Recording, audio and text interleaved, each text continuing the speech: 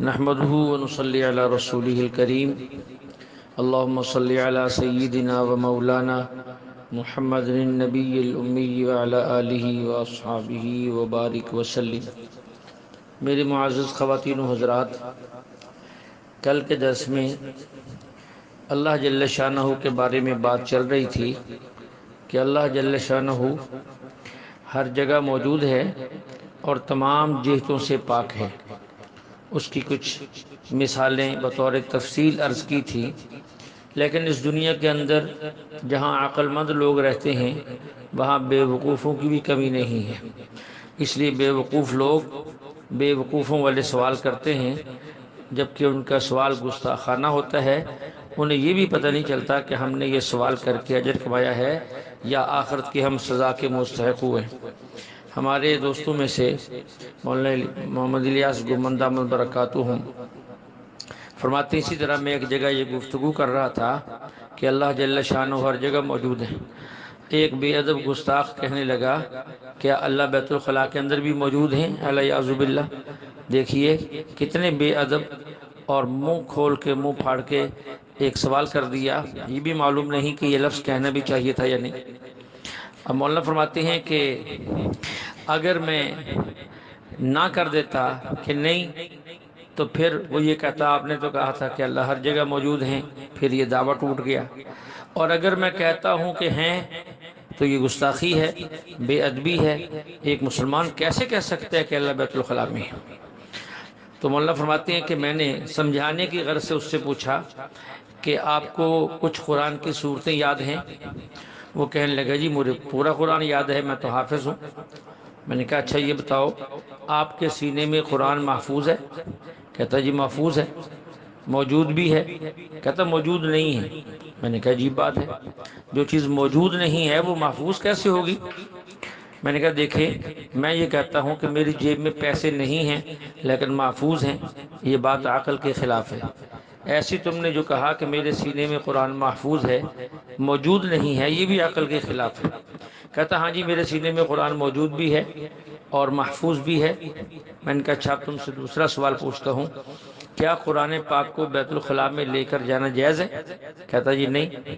میں نے کہا ایک سوال اور، جب قرآن پاک تمہارے سینے میں موجود بھی ہے، محفوظ بھی ہے، اور خود آپ نے کہا ہے کہ قرآن پاک کو بیت الخلاء میں لے کے جانا جائز نہیں، تو جب تم بیت الخلاء میں جاتے ہو تو کیا سینہ چیر کے سینہ پھاڑ کر قرآن کو نکال کے باہر رکھ جاتے ہو یا ساتھ ہی لے جاتے ہو؟ تو اس نے کہا نہیں، سینہ تو نہیں پھٹتا، نہ سینہ کھولتا ہوں۔ میں نے کہا پھر یہ قرآن کی بے ادبی نہیں ہے؟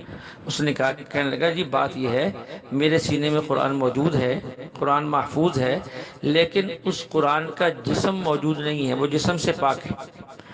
تو میں نے کہا اللہ تعالیٰ بھی ہر جگہ موجود ہے، اللہ بھی جسم سے پاک ہے۔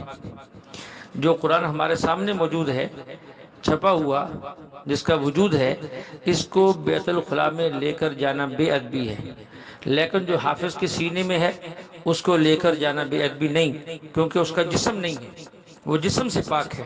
جس طرح سینے میں قرآن پاک بغیر جسم کے ہے، بیت الخلاء میں جائیں تو کوئی اشکال نہیں، اسی طرح اللہ جل شانہ کی ذات بغیر جسم کے ہے، وہ ہر جگہ موجود ہے، اس پر کوئی اشکال نہیں۔ ابھی ایک کی بات پوری نہیں ہوئی تھی تو انہی جماعت الحمقاء کا ایک دوسرا بندہ میدان میں آ گیا، کہنے لگا جی مجھے بھی ایک مسئلہ بتائیں۔ میں نے کہا آپ بھی پوچھیں۔ کہتا جی اللہ تعالیٰ ہر جگہ موجود ہے؟ میں نے کہا جی بالکل موجود ہے۔ کہنے لگا کہ دنیا میں جب بھی دو چیزیں موجود ہوتی ہیں تو ان میں یا اتحاد ہوتا ہے یا حلول ہوتا ہے، تو آپ بتائیں اللہ جل شانہ جس جگہ موجود ہوتے ہیں کیا اللہ تعالیٰ کا اس جگہ کے ساتھ اتحاد ہوتا ہے یہ حلول ہوتا ہے؟ اب پہلے آپ اس بات کو سمجھ لیں، پھر آپ کو یہ اعتراض سمجھ میں آئے گا۔ اتحاد اور حلول کا مطلب کیا ہے؟ اتحاد کا مطلب یہ ہے چار پانچ چیزیں آپ نے اکٹھی کر لیں، لیکن ان میں سے ہر ایک چیز کا اپنا اپنا وجود موجود ہے، اسے اتحاد کہتے ہیں۔ مثال کے طور پہ سمجھیں، ہم نے ناشتے میں آملیٹ بنائی، اب آملیٹ کے اندر انڈا بھی ہے، پیاز بھی ہے، سبز مرچ بھی ہے۔ اب یہ تینوں چیزیں مل گئیں، لیکن ہر ایک کا وجود الگ الگ موجود ہے۔ پیاز ہمیں نظر آ رہا ہے، سبز مرچ بھی دکھائی دے رہی ہے، انڈا بھی دکھائی دے رہا ہے، تو اسے اتحاد کہتے ہیں۔ اور حلول کیا ہے؟ حلول کی مثال آپ چائے سے سمجھیں، اس میں دودھ ڈالا گیا، پتی ڈالی گئی، چینی ڈالی گئی، پانی ڈالا گیا، لیکن جب چائے تیار ہو جاتی ہے تو ہر چیز کا وجود فنا ہو جاتا ہے، کسی چیز کا وجود بھی وہاں الگ الگ نہیں رہتا اور نہ نظر آتا ہے، اسے حلول کہتے ہیں۔ تو اس نے کہا اللہ تعالیٰ کا دوسری جگہوں میں چیزوں میں اتحاد ہے، یہ حلول۔ ہم نے کہا کہ نہ اتحاد ہے نہ حلول ہے۔ اس نے کہا یہ کیسے ہو سکتا ہے؟ یا اتحاد ہوگا یہ حلول ہوگا۔ ہم نے کہا نہیں، نہ اتحاد ہے نہ حلول ہے، پھر بھی اللہ جل شانہ ہر جگہ موجود ہے۔ کہتے یہ کیسے موجود ہے؟ اب اس نے چونکہ ایک عقلی سی مثال دی تھی، تو اس سے ہم نے کہا کہ دیکھیے اتحاد اور حلول ان چیزوں کا ہوتا ہے جن کا جسم ہو۔ انڈے کا جسم موجود تھا، مرچ کا جسم موجود تھا، پیاز کا جسم موجود تھا، اکٹھے کر دیا گیا تو اتحاد ہو گیا ہے۔ چینی کا جسم تھا، پتی کا جسم تھا، پانی کا وجود تھا، دودھ کا وجود تھا، تو ان کے وجود تھے۔ اتحاد اور حلول ان چیزوں میں ہوتا ہے جن کا وجود ہو، اور جس کا وجود نہ ہو۔ اللہ جل شانہ جسم سے پاک، وجود سے پاک، ہر جگہ موجود، اس لیے نہ اتحاد نہ حلول۔ ایک بات اور بھی ذہن میں رکھیں، بہت سی باتیں ایسی ہیں عقائد کے اعتبار سے یا مسائل کے اعتبار سے، ان میں اگر جواب اجمالی طور پہ دیا جائے تو وہ دائرہ ادب میں رہتا ہے، اگر جواب تفصیلاً دیا جائے تو بے ادبی شمار ہوتی ہے۔ اب دیکھیے، آپ کسی شخص سے کہیں کہ آپ کا سارا وجود اللہ نے بنایا ہے، تو یہ بات بالکل ٹھیک ہے، اس میں کوئی بے ادبی بھی نہیں ہے۔ لیکن ایک اور بندہ وہ آپ کے اعضاء گنتا ہے کہ اللہ نے تیرے بال اللہ نے بنائے، تیرا سر اللہ نے بنایا، تیرے رخسار اللہ نے بنائے، تیرے ہونٹ اللہ نے بنائے، اور تیری داڑھی اللہ نے بنائی، تیرا سینہ اللہ نے بنایا، تیرا پیٹ اللہ، اور یوں ایک ایک عضو کو گن کر نام لیتا ہے، تو لوگ کہیں گے بڑا احمق آدمی ہے، بھلا ان اعضاء کے نام لینے کی کیا ضرورت تھی، جس کے اندر وہ اعضاء بھی آئیں گے جن کا نام لینا انسان بھی انسان کے سامنے مناسب نہیں سمجھتا۔ تو اس لیے تفصیل میں بہت سی جگہوں پر تفصیل میں بے ادبی ہوتی ہے، اجمال کے اندر ادب ہوتا ہے، بے ادبی نہیں ہوتی۔ دوسری مثال سمجھیں، ایک شخص نے اپنی بیٹی کا نکاح کیا اور دماد سے یہ کہتا ہے میری بیٹی کا خیال رکھنا، اس کے سارے حقوق ادا کرنا، یہ بات کافی ہے، یہ ادب کے دائرے کے اندر ہے۔ اور اگر کوئی سسر اپنے داماد سے تفصیل بیان کرنا شروع کر دے کہ میری بیٹی کو کھانا بھی کھلانا، اور میری بیٹی کو پانی بھی پلانا، اور میری بیٹی کا یہ بھی کرنا، اور یہ بھی کرنا، اور یہ بھی کرنا، اور یہ بھی کرنا، وہ سارے حقوق تفصیل سے گنانا شروع کر دے جو خامد اور بیوی کے ہوتے ہیں، تو یہ بے ادبی ہے، یہ شرم کی بات ہے۔ لوگ کہیں گے عجیب ہے، عجیب بات ہے، اس کو ذرا بھی شرم نہیں آتی کہ یہ دماغ سے ایسی باتیں کرتا ہے۔ تو اس لیے اجمال کے اندر ادب ہوتا ہے اور تفصیل کے اندر بے ادبی ہوتی ہے، بہت سی جگہوں پر ایسا ہے۔ صحابہ کرام رضوان اللہ علیہ مجمعین جو ہے وہ ہر موقع پر ادب کا لحاظ رکھتے تھے۔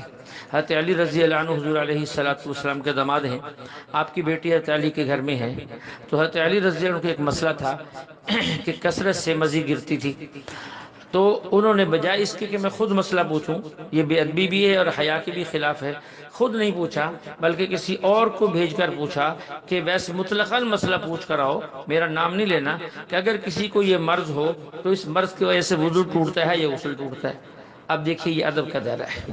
تو اس قسم کی مثالیں دے کر جو ہے وہ لوگوں کو گمراہ کرنے کی کوشش کرتے ہیں۔ ایک بندہ اور اٹھا، اس نے کہا جی کہ آپ تو خود جو ہے اللہ کو آسمانوں پر مانتے ہیں۔ ہم نے کہا نہیں بھائی، ہم تو اللہ کو ہر جگہ مانتے ہیں۔ کہتے ہم نے دیکھا ہے آپ جب بھی دعا مانگیں، نماز ہو، نماز کے علاوہ ہو، بیت اللہ ہو، مینا ہو، عرفات ہو، آپ ہمیشہ ہاتھ آسمان کی طرف اوپر کو اٹھا کے دعا مانگتے ہیں، دائیں بائیں نیچے ادھر ادھر کر کے دعا نہیں مانگتے۔ معلوم ہوتا ہے آپ بھی سمجھتے ہیں کہ اللہ اوپر ہے۔ اب انسان یہ بات سن کر ایک دفعہ تو عام بندہ ہل جاتا ہے کہ یار اس نے بڑی پتے کی بات، بڑی مضبوط بات کی، بڑا علامہ ہے، حالانکہ علامہ کیا ہے اسے خود علامہ کا معنی کا پتہ نہیں ہے۔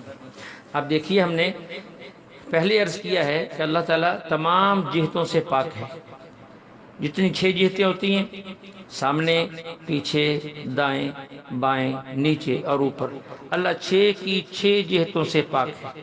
لیکن ہماری نظر کے اندر، انسانوں کی نظر اور علم میں جو سمت اوپر کی ہے، جو ہمارے اوپر کی سمت ہے، اسے عظمت حاصل ہے۔ ہمارے معاشرے میں اوپر کی سمت کو عظمت سے دیکھا جاتا ہے، عزت کی نگاہ سے دیکھا جاتا ہے، اس لیے مہمان کو اوپر بٹھاتے ہیں، نیچے نہیں بٹھاتے۔ تو اس عظمت کی بنا پر ہم ہاتھ آسمان کی طرف اٹھا کر دعا مانگتے ہیں۔ اس کا یہ مطلب نہیں کہ اللہ تعالیٰ آسمان کے اوپر تو ہیں اور باقی طرفوں میں نہیں۔ اس کو ایک مثال سے سمجھیں، میں درس دے رہا ہوں، لوگ بیٹھے ہیں اور کچھ لوگ ممبر کے پیچھے بیٹھ جائیں، اب انہیں کیوں کہے کہ بھائی سامنے آ کر بیٹھو، وہ کہ یوں آواز تو آ رہی ہے، وہ کہتے بھائی آواز آنا الگ چیز ہے، بے شک آواز چاروں سمتوں میں آ رہی ہے، لیکن یوں بیان کرنے والے کے پیچھے بیٹھنا یہ بے ادبی ہے، سامنے آ کر بیٹھے، یہ ادب کا تقاضا ہے۔ تو اس لیے اوپر کی سمت چونکہ ہمارے عرف کے اندر عزت والی اور عظمت والی ہے، اس لیے اوپر کی طرف ہاتھ اٹھا کے دعا مانگا جاتا ہے۔ اب یہ تو ان کے وہ دلائل تھے جو وہ لوگوں کو گمراہ کرنے کے لیے پیش کرتے رہتے ہیں۔ اب ہمارے بھی ان سے سوال ہیں، آپ بھی یاد کر لیں انشاءاللہ۔ یہ 2-3 سوال اگر آپ نے یاد کر لیے تو کبھی وہ آپ سے اس مسئلے میں پھر بحث نہیں کریں گے۔ پہلی بات یہ ہے، جو بندہ یہ کہتا ہے کہ اللہ تعالیٰ عرش پر ہے، تو اس سے یہ پوچھ لو، اگر اللہ تعالیٰ عرش پر ہے تو پھر عرش تو مکان ہوا اور اللہ تعالیٰ اس کے مکین ہوئے۔ مکین کہتے ہیں رہنے والے کو، مکان کہتے ہیں رہنے کی جگہ کو، اور ہمیشہ مکان مکین سے بڑا ہوتا ہے۔ دنیا میں کوئی ایک بندہ ایسا نہیں بتا سکتے کہ رہنے والا بڑا ہو اور رہنے کی جگہ چھوٹی ہو، ایسا نہیں، اس کی کوئی مثال نہیں ہے۔ اگر اللہ تعالیٰ عرش پر رہتے ہیں بقول ان لوگوں کے، تو اللہ مکین ہوئے اور عرش مکان ہوا۔ ضابطہ کیا ہے؟ مکان مکین سے بڑا ہوتا ہے، تو پھر اللہ اکبر کا معنی تو ختم ہو گیا۔ پھر نماز کے شروع میں اللہ اکبر نہیں، پھر تو العرش اکبر کہنا چاہیے۔ اس مسئلے کی وضاحت میں بہت پہلے بھی کر چکا ہوں، یہ ذرا ان سے پوچھیں، اب انشاءاللہ قیامت تک اس کا جواب نہیں آئے گا۔ دوسرا سوال ان سے یہ کریں کہ بقول آپ کے کہ اللہ عرش پر ہیں، تو عرش تو ایک مخلوق ہے اور اللہ کی ذات خالق ہے، خالق ہمیشہ سے ہے اور کوئی بھی مخلوق ہمیشہ سے نہیں ہے۔ اگر اللہ عرش پر ہیں تو جب عرش نہیں تھا بتائیں اس وقت اللہ تعالیٰ پھر کہاں تھے؟ اس وقت کہاں تھے؟ اب یہ اعتراض ہمارے اوپر نہیں ہو سکتا، کیونکہ ہم تو یہ کہہ دیں کہ اللہ ہر جگہ موجود ہے۔ جب عرش نہیں تھا تو رب کہاں تھا؟ ہم کہتے جب عرش نہیں تھا اس وقت بھی اللہ تعالیٰ ہر جگہ موجود تھے، جب عرش اللہ نے پیدا کیا پھر بھی اللہ تعالیٰ ہر جگہ موجود ہے۔ ایک تیسرا سوال اور بھی ذہن میں رکھیں، وہ یہ ہے کہ اللہ عرش پر ہے تو اللہ تو خالق ہے اور عرش مخلوق ہے۔ اللہ کی ذات لامحدود ہے، اللہ کی کوئی انتہا نہیں ہے، اور عرش چونکہ مخلوق ہے اس کی وہ محدود ہے، جتنا بھی بڑا ہو جائے بالآخر اس کی ایک حد ہے۔ اللہ لامحدود ہیں، عرش محدود ہے، تو وہ چیز جو لامحدود ہو وہ محدود چیز کے اندر کیسے سما سکتی ہے، کیسے پوری آ سکتی ہے؟ یہ 3 سوالوں کا جواب آپ ان سے لے لیں اور ان سے کر لیں، انشاءاللہ اللہ کے فضل سے کبھی وہ پھر اس مسئلے میں آپ سے بحث نہیں کریں گے۔ اسی طرح اس سورۃ طٰہٰ کے اندر آگے چل کے اللہ لا الہ الا هو لہ الاسماء الحسنی، تو یہاں اسماء حسنہ کی بات آئی ہے۔ حدیث پاک کے اندر ہے، حضور علیہ السلام نے ارشاد فرمایا ان للہ 99 اسما 100 الا واحدا من احصاها دخل الجنہ، اللہ تعالیٰ کے 99 نام ہیں، جو شخص ان کو یاد کر لے وہ جنت میں داخل ہوگا۔ اب اس کے متعلق 2-3 باتیں ذہن میں رکھیں، وہ یہ ہیں، یہ جو حدیث ہے کہ جو اللہ تعالیٰ کے 99 نام یاد کر لے اس کو جنت ملے گی، اس کا معنی ہرگز یہ نہیں کہ اللہ کے صرف یہی 99 نام ہیں، بلکہ اللہ تعالیٰ کے اس کے علاوہ اور بھی بہت سارے نام ہیں۔ ہاں یہ فضیلت جو ہے 99 ناموں کی ہے، ان 99 ناموں کی یہ فضیلت ہے، اس کو یاد کر لینا چاہیے تاکہ اللہ جنت میں پہنچا دے۔ دوسری بات، اسماء حسنہ کو پڑھنے کے 2 طریقے ہیں، 2 طرح سے پڑھنا جائز ہے۔ ایک وہ طریقہ جو قرآن پاک کے اندر واللہ الذی لا الہ الا هو الرحمن الرحیم الملک القدوس السلام المؤمن المہیمن العزیز، اور دوسرا طریقہ کیا ہے، شروع کے اندر یا لگا دی جائے، حرف ندا لگا دی جائے، یا اللہ، یا رحمان، یا رحیم، یا مالک، یا قدوس، یا سلام، یا مؤمن، تو دونوں طرح سے پڑھنا ان کا جائز ہے، حرف ندا لگا کر بھی اور بغیر اس کے بھی۔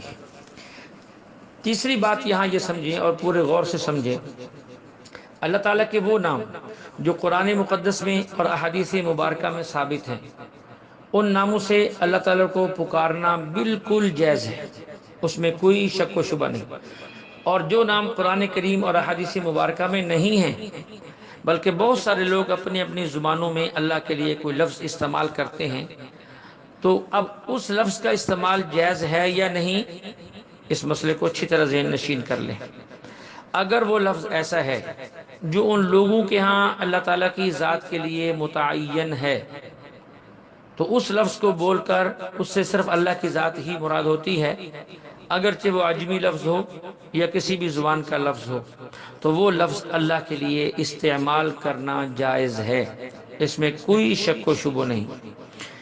کچھ عرصہ سے کراچی کے ایک صاحب نے اس پر ایک کتاب لکھ دی کہ اللہ کو خدا کہنا جائز ہے، اور پھر کچھ ہمارے واعظین، اللہ بعض لوگوں کو بڑی عزت دیتے ہیں، لیکن چونکہ وہ تحقیقی میدان کے بندے نہیں ہوتے، تو پھر ان کو عزت راس بھی نہیں آتی، پھر وہ ہر جگہ اپنی ٹانگ اڑانے کی کوشش کرتے ہیں۔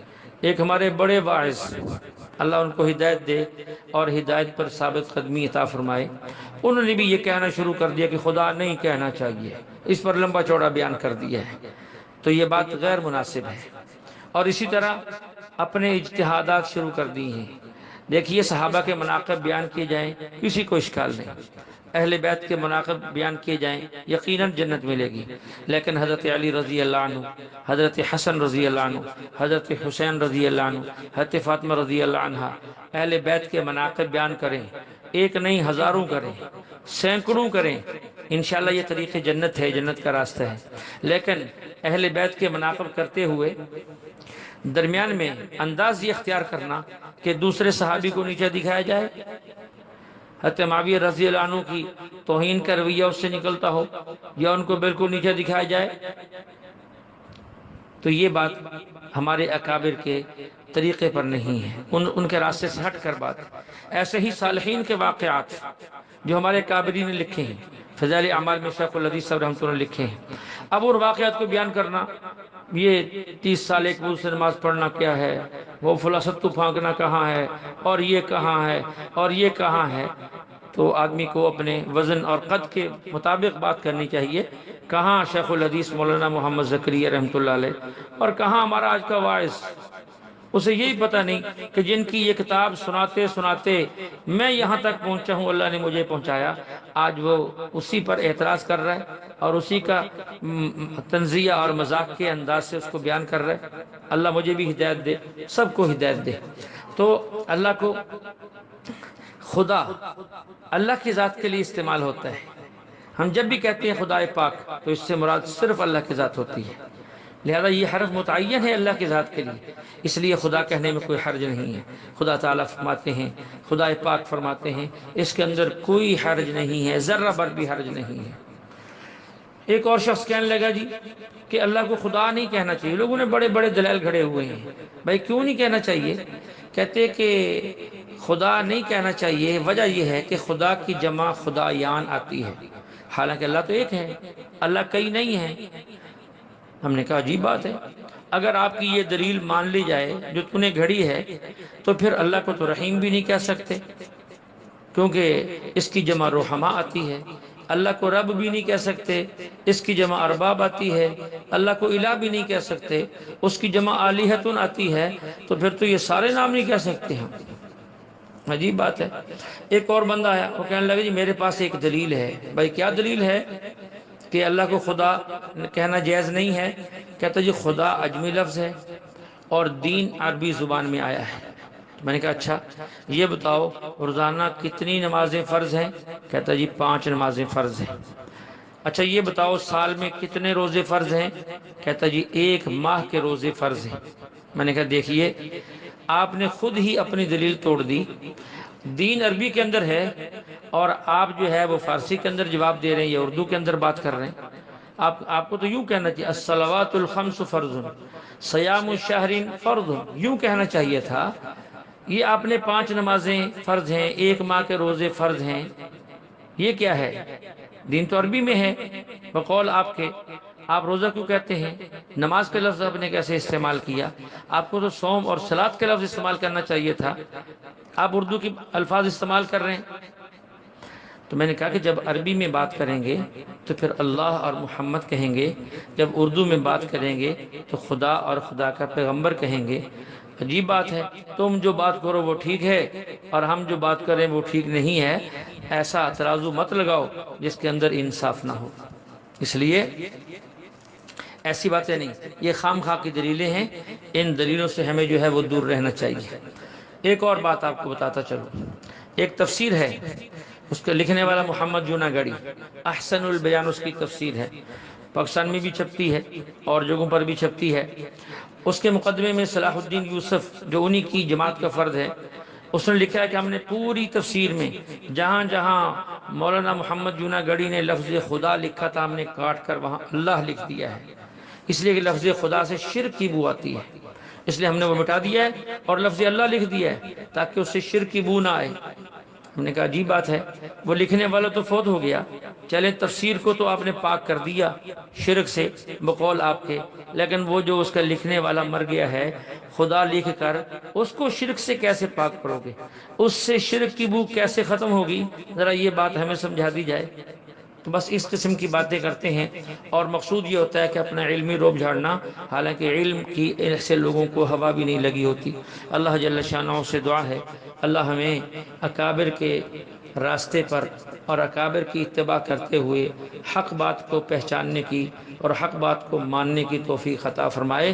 اگر 2-4 باتیں کسی کو معلوم ہو جائیں تو ان 2-4 باتوں کی وجہ سے اکابر پر اعتراض نہ کرے، اکابر کی باتوں پر اعتراض نہ کرے، بلکہ اپنے علم کو سنبھال کے رکھے اور اپنی ذات کی حد تک رکھے، لوگوں میں آ کر فتنہ کھڑا نہ کرے. اللہ جل شانہ ہمیں کلام مقدس کو سمجھنے کی توفیق عطا فرمائے. وآخر دعوانا الحمدللہ رب العالمین.